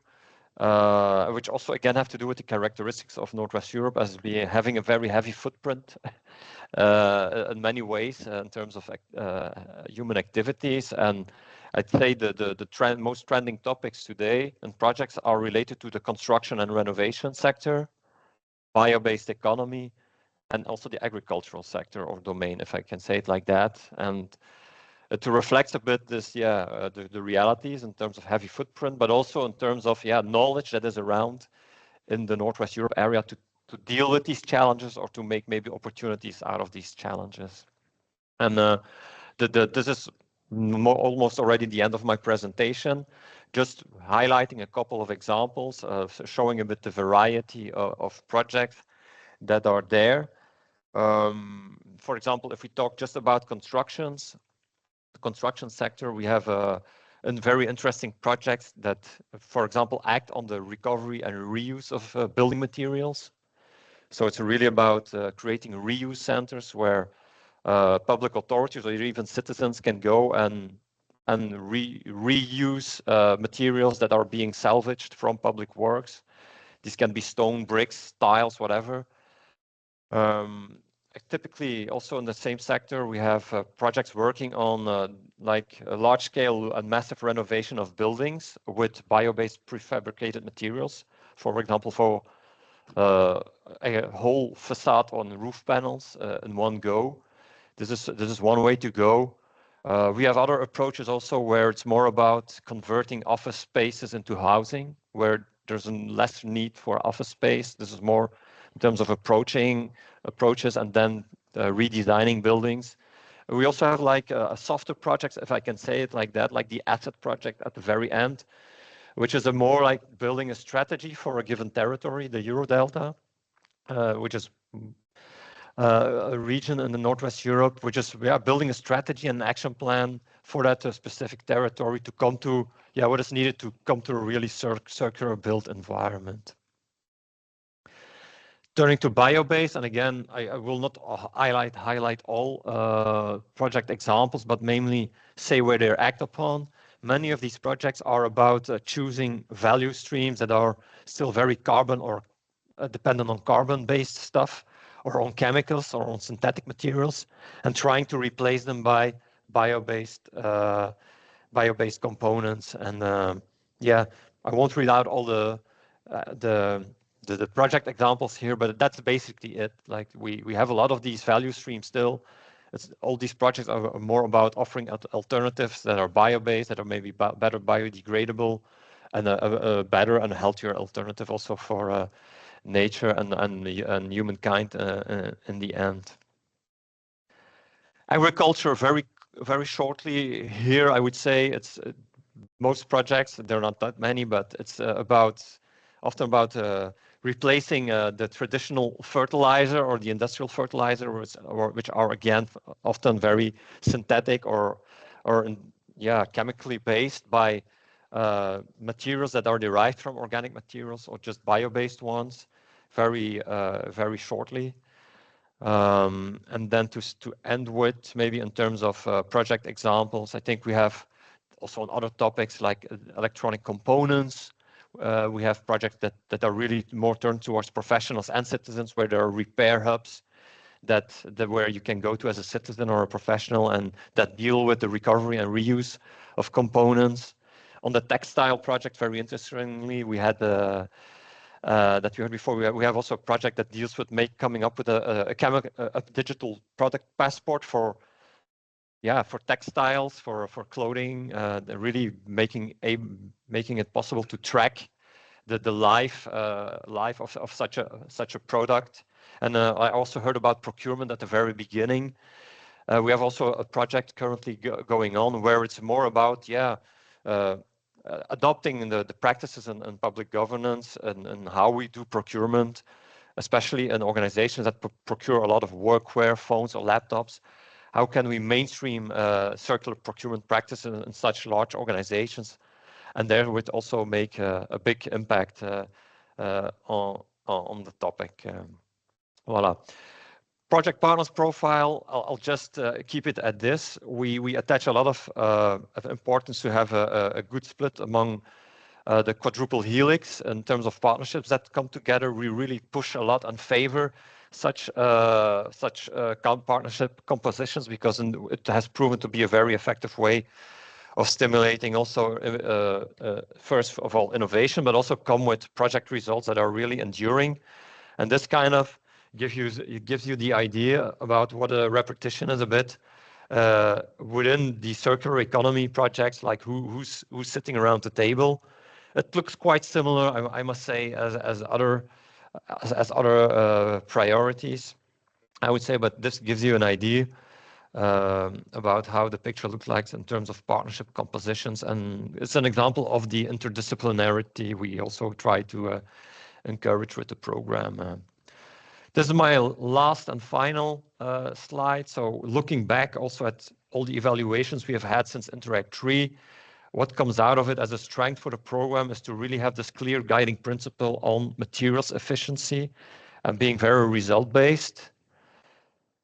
Other things that has also helped in spreading then things in general, but also on circular economy, is having leader-follower approaches and attaching a lot of importance to like territories, like what is the territorial profile of a given partner, what do they need, how are they doing, how can we make them help to progress in this, and having these approaches has helped. And as I said, this interdisciplinary approach and having a lot of attention to this quadruple helix approach that we it's not just about enterprises and research or only research, it's about the full quadruple helix. That's certainly also helped in coming to good results.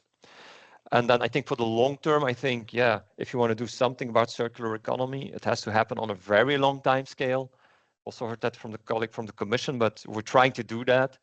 But of course, a single program cannot change the world. So I think also for the future, synergies with other instruments remain essential, that we also maybe more consciously with Interreg interact and coordinate with other instruments, even I think within the Commission sometimes between certain DGs. We see this already happening more and more, that also there we help to exchange more about what is possible. And then a thing that unfortunately remains on the radar of many of our projects, they say that, yeah, regulatory frameworks, despite all the work that has been done and progress in the latest years, it remains an obstacle. Whatever project we see, however experience a partnership, this remains an obstacle, especially if you want to come to a very highly circular economy at EU-wide scale, across borders, etc. So this is still a big obstacle that will also remain for the future. So voila, I will conclude here. If you want to know more, I've included some links to our past program and some stories, success stories, and also our current website. Have a look at them. And yeah, I thank you for your attention at this very end of this webinar almost. Super. Thank you very much, David. You definitely kept us entertained until the end, because it was really also interesting to show the diversity of solutions that you're funding and the real points of attention that we need to focus on in the future. And indeed, I was saying in the introduction that there are many different funding streams and instruments that can support circular economy, and many different players. And it was really interesting to see all of them coming together last week at Green Week in Brussels. But I think there's a crucial need that was highlighted, that these solutions are, it's important to focus on the investment side and the technological side, but also what we bring, our added value as Interreg, is really bringing it to the territories and having these solutions available for citizens and communities is really what makes the strength of Interreg developed across borders. So we will continue to convey that message as much as we can, and we will keep you posted. Valeria, do you have any comments? No, I'd like to. I'm back. I don't know what happened before, but you know, it happens. So I would like to thank all the speakers. I would also like to open the floor to questions from the participants. If you can write them in the chat or raise your hand, then we can open your microphones, or you can write to us later, whatever. I saw something in there already for Nicola. I don't know if he would like to reply by himself, or if he prefers to reply in writing later on. Other than that, after the questions are, yeah, thank you, Nicola, there you are. So there was a question in the chat for you about the circular sprint eco canvas. some of the participants have been trying to look for it, and they can find it online. If you can share more information about this tool. The floor is yours, Nicola. Thank you. I cannot see the question. Is in the chat. In the chat, in the normal chat. Okay.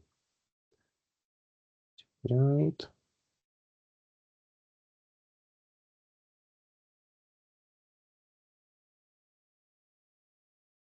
It's not opening. Okay. Well, I can send you the templates. So it's the new version is a 8 template process. So it's normally structured in 4 days.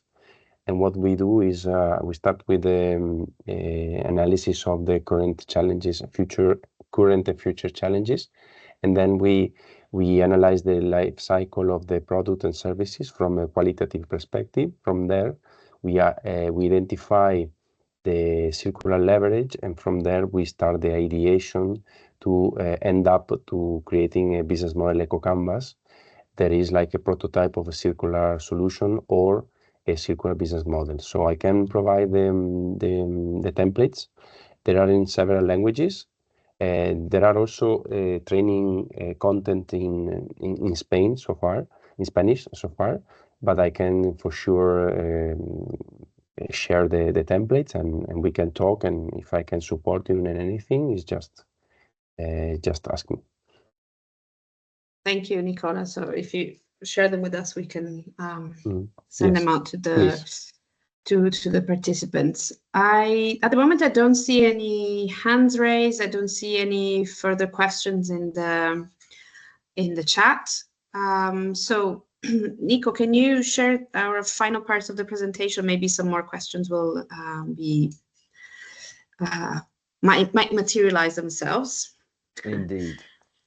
So the topic of circular economy is definitely not over for both of our thematic communities. We have been invited by the USALP presidency to organize a live event for them, which will be on the 22nd of October in Salzburg in Austria. And it's open to all programs, both programs and projects from all over the Interreg world and beyond it. And it's called Full Circle, From Lessons Learned to Future Possibilities. And we really hope that you will join us there. It's plenty of time to, make your travel arrangements and to book it in your agenda. And it's organized back to back with the USALP presidency event on the 23rd of October.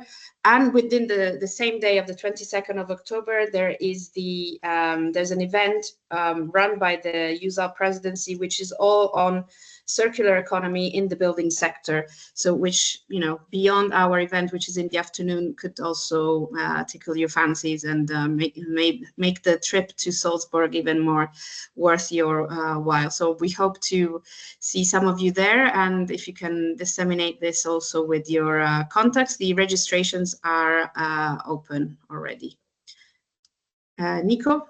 That's great, and yes, we look forward to seeing you there. And as Valeria said, if you can also pass it on to your projects working on circular economy, because we would really welcome the exchanges there and bring as much diversity and content developed by Interreg to this context of macro-regional strategy in the Alpine space, particular in this case, but in general also. This helps us connect the solutions that are developed by Interreg on the ground with the policy making level and the more strategic angle. So looking forward to it. And as Valeria just posted in the chat, very kindly, if you could open that last link and tell us what you thought about this webinar. It's a very, very brief, a couple of questions just to collect your feedback. As we will be organizing new editions of our webinar. Next edition will be in the second part of the year. We will let you know when and on what. And if you have any suggestions or ideas for topics that you would like us to cover, please feel free to let us know. And I think that's it from our side. So if nobody else has any questions, I think we can close this meeting. Thank you very much, everyone, for joining and staying until the end. Thank you very much for our speakers for sharing your insights and knowledge and inspiration. And we'll see you next time. Thank you very much, everyone, for taking part in this webinar. Thank you. Thank you. Bye-bye, everybody. Bye, David. Thank you. You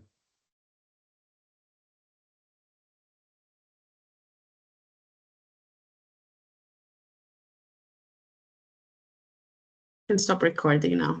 Yep.